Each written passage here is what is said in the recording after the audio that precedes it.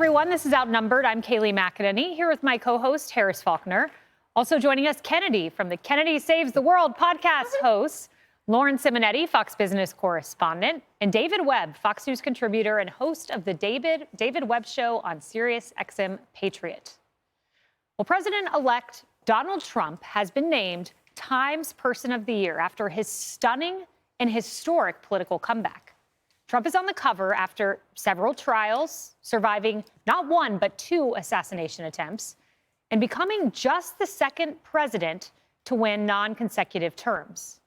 The magazine explains Trump has marshaled a comeback of historic proportions for driving a once-in-a-generation political realignment, for reshaping the American presidency and altering America's role in the world.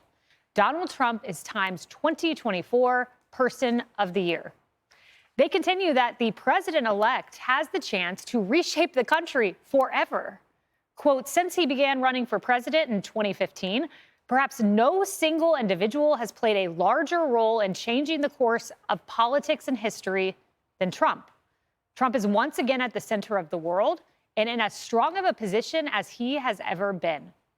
Now, Trump spoke about this morning after ringing the opening bell at the New York Stock Exchange.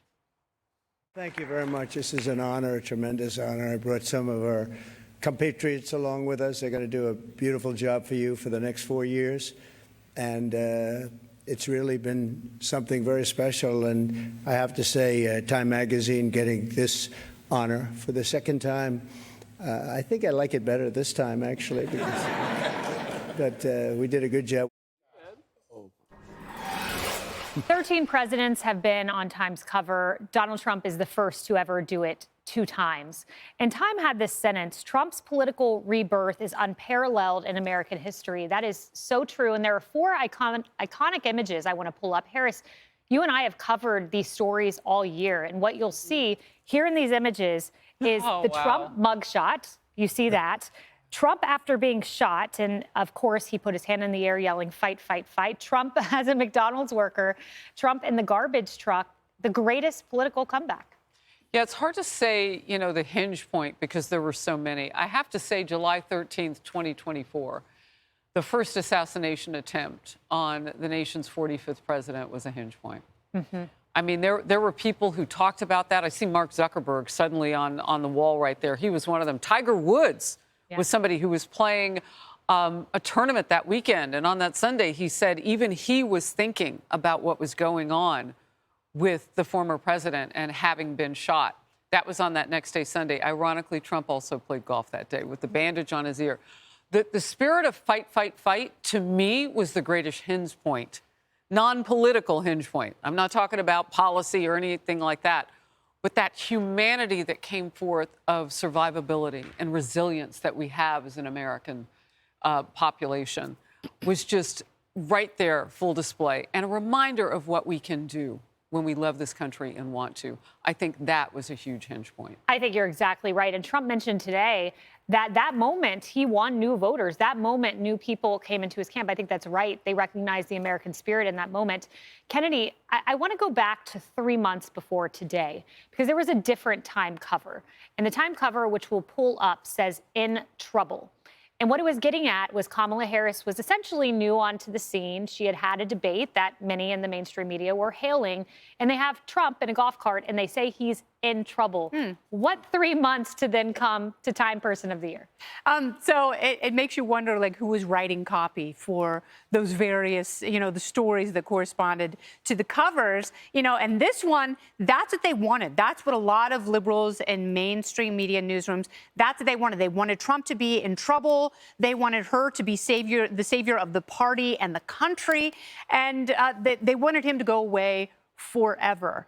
And that wasn't going to happen because, you know, I do think that the assassination attempt, I do think that was, as you say, the hinge point. You know, that was a moment a lot of people said to themselves, like, how would I react in that situation? How would Joe Biden, who was still the nominee, how would he react in that situation? And it was really a stunning contrast for people. But then to have to write the copy when he's the Person of the Year saying that this is historic, this is, you know, the biggest comeback that we've ever seen in American politics, I know that's really difficult for them, but it also goes to show you that a lot of these newsrooms, they have had to acknowledge that this is a paradigm shift in politics. Whether you like it or not, the politics that they liked, they tried to shove down voters' throats, and this time they weren't having it. And he was hungry for the presidency in a very different way than he was in 2016, as you knew, and it was galvanized the moment of that first assassination attempt. Yeah, the liberal media eating a lot of crow right now. They should remember how it tastes, and they should remember as they move forward with their coverage. Lauren, these are the candidates he beat out. Yeah. Kate Middleton, Elon Musk, Mark Zuckerberg, Kamala Harris, Benjamin Netanyahu, Joe Rogan. This is quite a powerful list. Yeah, but he's friends, and he has an alliance with almost everybody on that short list. Look, in 2016, he was new, a new face. It was a fluke, maybe, to some that this is the new president of the United States. Fast forward to 2024, he has redefined the party. And people of all shapes and sizes, former Democrats, are basically coming to Mar-a-Lago and kissing the ring because they're part of this sea change that he is the head of. And he cemented that. That's why he's on that cover, because he won not just the electoral vote, he won the popular vote too. So right now, the only thing that Americans can do is at least respect that he has been able to do this. And I'm hopeful that it is going to be a great 2025. Already you're starting to see things change. He's acting like the president, even though he's not quite the president yet. Well, somebody has to. He's weaker. Syria, exactly. the regime, down. He deserves that cover. David, I wanted to save this for you because I know you would nail this. So 1 year ago, the Time Person of the Year in 2023 was Taylor Swift. She endorsed Kamala Harris, notably. So kind of a little bit of an opposite there. But there's a deeper irony here. If you pull up the 2023 nominees, she does look good there. Goodness. But I want to show you among the nominees, it was Yeah. not just Taylor Swift.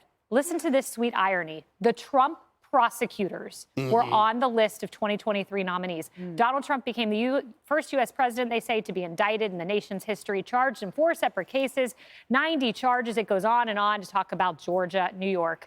These cases dismantled now for the most part.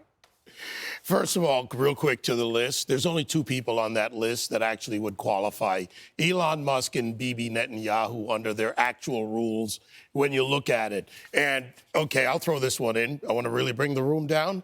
I was a Person of the Year in 2011, along with others, a protester. So point of interest here, look at all these short lists they pick from pop culture. I'm with Kennedy.